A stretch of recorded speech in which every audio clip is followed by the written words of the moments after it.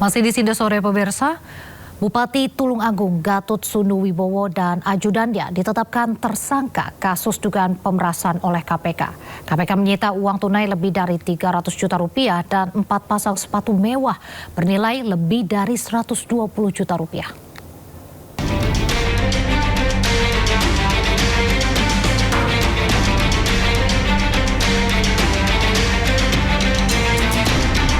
KPK menetapkan Bupati Tulungagung Gatut Sunu Wibowo dan ajudannya sebagai tersangka kasus dugaan pemerasan lingkungan pemerintah Kabupaten Tulungagung.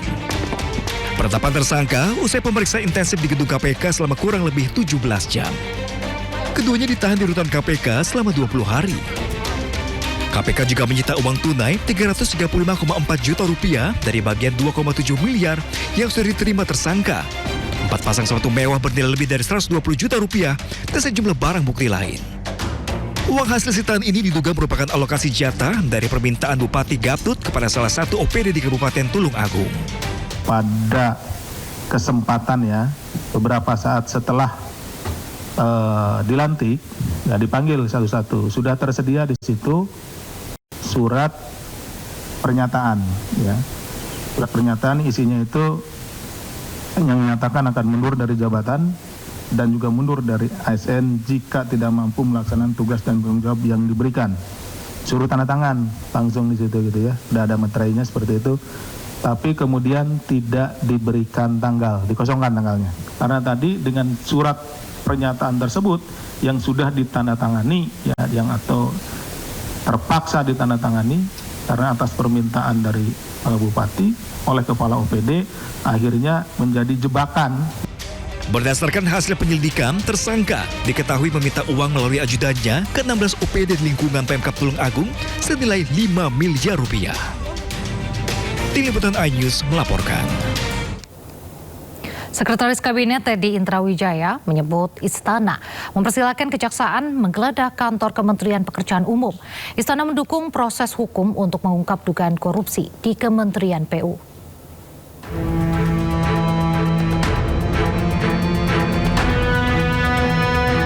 Sekretaris Kabinet Teddy Indrawijaya mempersilahkan Kejaksaan Tinggi DKI Jakarta menggeledah kantor Kementerian Pekerjaan Umum. Ia memastikan pihak istana terbuka terhadap proses hukum karena sudah sesuai dengan arahan Presiden Prabowo Subianto.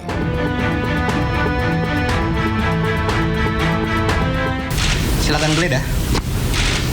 Tadi malam kan? Dan malam sebelumnya kebetulan Pak Menteri PU juga ke tempat saya. Jadi intinya kita terbuka untuk hukum, termasuk Bapak Presiden sering menyampaikan siapapun bila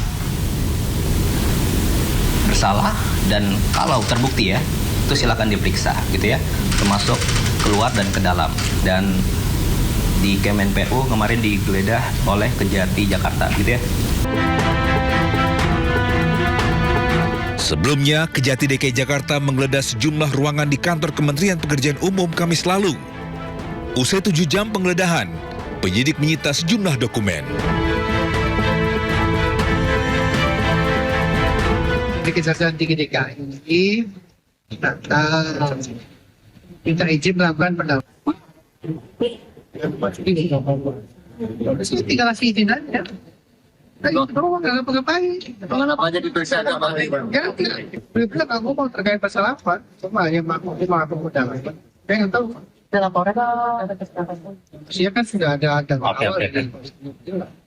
Saya memang tidak mau itu. Saya bakal disampaikan ke beliau kalau memang dirasakan perlu ruangan saya didatang ini. Pak, berapa orang? Pak, berapa orang yang datang tadi, Pak? Saya nggak nanya.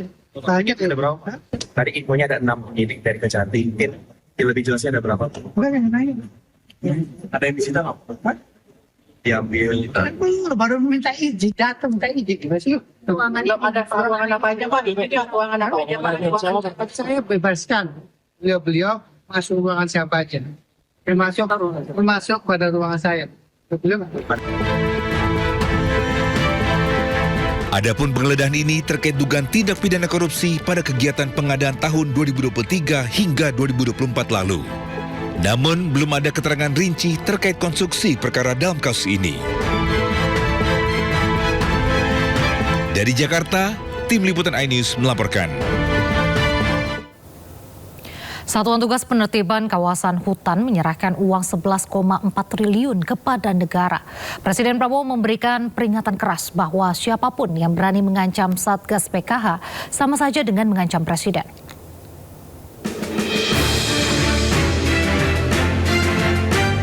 Presiden RI Prabowo Subianto beserta jajaran Menteri Kabinet Merah Putih menyaksikan penyerahan denda administratif dan penyelamatan keuangan negara serta pengawasan kembali kawasan hutan tahap 4 oleh Satuan Tugas Penertiban Kawasan Hutan atau Satgas PKH di Kejaksaan Agung Jakarta. Uang hasil sitaan ini diserahkan secara simbolis oleh Jaksa Agung Burhanuddin kepada Menteri Keuangan Purbaya Yudisadewa. Total uang yang diserahkan mencapai 11,4 triliun rupiah. Penyelamatan uang negara ini dapat memberi manfaat bagi 2 juta masyarakat Indonesia.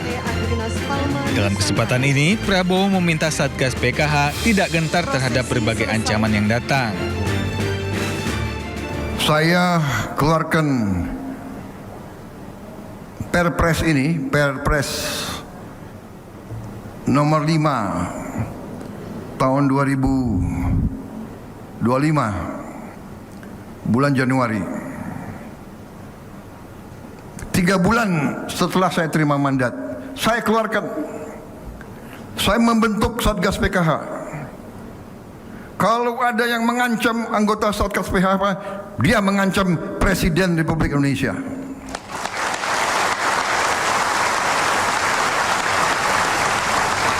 Kalau ada yang menghalangi pekerjaan Satgas PKH, dia menghalangi pekerjaan Presiden Republik Indonesia.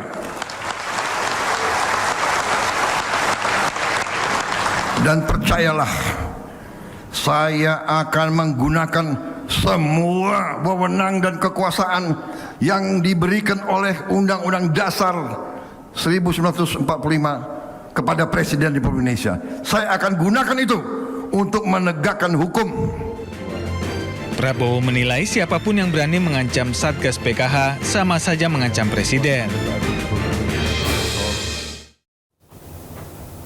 Pemirsa, restoratif justice terhadap tersangka kasus ijazah palsu Jokowi, Rismon Sianipar, hingga kini masih bergulir. Kepolisian menyatakan jika tahapan penyelesaian perkara melalui jalur damai masih menunggu hasil proses yang masih berjalan guna menentukan apakah kasus Rismon memenuhi syarat untuk dilakukan restoratif justice atau justru sebaliknya.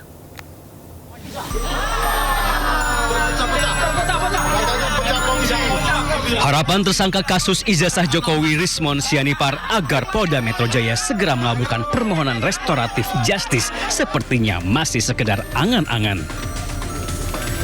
Setelah diajukan 11 Maret lalu hingga saat ini Polda Metro Jaya belum juga mengabulkannya. Kabid Humas Polda Metro Jaya Kombes Budi Hermanto menyebut permohonan restoratif justice Rismon masih dalam proses. Selain itu menurut Budi, ada beberapa tahapan yang harus dilakukan oleh Rismon. Salah satunya mendapatkan persetujuan dari pelapor yakni pihak Joko Widodo. Jadi namanya tahapan restoratif justice ada permohonan dari tersangka, orang yang ditetapkan sebagai tersangka memohon kepada korban ataupun pelapor untuk perkaranya bisa di RJ. Yang bersangkutan setelah itu pihak pelapor ataupun korban menyetujui dan itu melalui proses gelar perkara di penyidik. Melalui gelar perkara internal dan eksternal dihadirkan apabila sudah disetujui dan memenuhi dalam persyaratan restoratif justice maka akan dilakukan restoratif justice. Sementara itu sebagai pihak pelapor, Presiden ke-7 RI Joko Widodo menegaskan jika kewenangan pemberian restoratif justice bukan urusannya. Restoratif justice itu adalah kewenangan Polda Metro Jaya, adalah kewenangan para penyidik. Saya hanya hadir ke saya, Pak Rismon Sianipar, kemudian meminta maaf dan saya maafkan udah. Dan selanjutnya itu yang ngurus penasihat hukum saya. Dengan belum dikabulkannya permohonan restoratif justice, maka status Rismon Sianipar masih sebagai tersangka. Dalam lingkaran kasus fitnah ijazah Jokowi, 8 orang telah ditetapkan sebagai tersangka, termasuk Roy Suryo dan Dr. Tifa.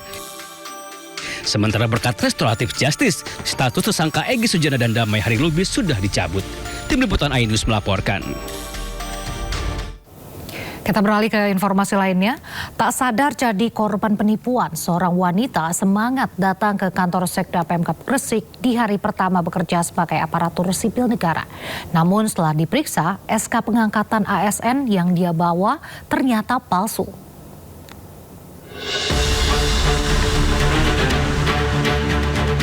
CCTV merekam saat seorang perempuan berinisial SE datang ke ruang protokol dan komunikasi Sekda Pemkab Gresik, Jawa Timur. Tanpa ragu, ia berkeliling memperkenalkan diri kepada para ASN lain di ruangan sambil menunjukkan surat keputusan pengangkatan dirinya sebagai ASN.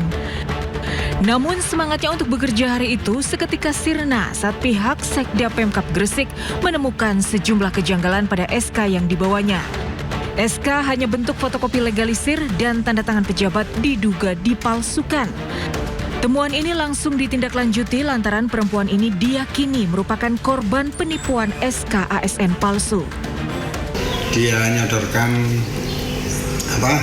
map yang berisi SK dan surat perintah melaksanakan tugas. Tapi setelah saya teliti, kok ada kejanggalan-kejanggalan. Diduga ada 12 orang jadi korban penipuan pengangkatan ASN yang tersebar di sejumlah unit Pemkab Gresik. Para korban rela membayar hingga puluhan juta rupiah demi bisa jadi ASN. Kasus ini kini masih dalam penyelidikan kepolisian. Dari Gresik, Jawa Timur, Agus Ismanto, iNews melaporkan. Beralih ke informasi lain, pemirsa, Presiden Prabowo Subianto hari ini akan berangkat kunjungan kerja ke Rusia. Prabowo akan bertemu Presiden Rusia Vladimir Putin, membahas sejumlah isu penting termasuk geopolitik dan energi.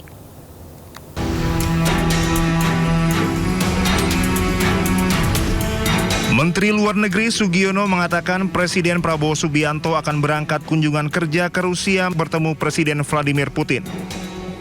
Dalam kunjungan tersebut, Prabowo dan Putin akan membahas sejumlah isu strategis global termasuk masalah situasi energi. Soal agenda Presiden ke Rusia, Mas. Agenda Presiden ke Rusia itu kapan, Mas? Berangkatnya minggu ini. Dalam minggu ini. Itu terkait minyak itu, Mas. Terkait kenapa? Alternatif minyak itu, Mas. Salah satu yang akan beliau bicarakan juga itu karena ini merupakan sesuatu yang sifatnya sangat strategis ya bagi bangsa Indonesia. Beliau akan bertemu dengan Presiden Putin dan juga akan membahas mengenai geopolitik dunia dan juga yang pasti membahas tentang situasi energi. Sebelumnya, Presiden Prabowo Subianto telah berkunjung ke Jepang dan Korea Selatan dan menghasilkan sejumlah kesepakatan kerja bernilai total 575 triliun rupiah. Dari Jakarta, Tim Liputan iNews melaporkan. Stasiun Jakarta International Stadium ditargetkan mulai beroperasi pada Juni 2026.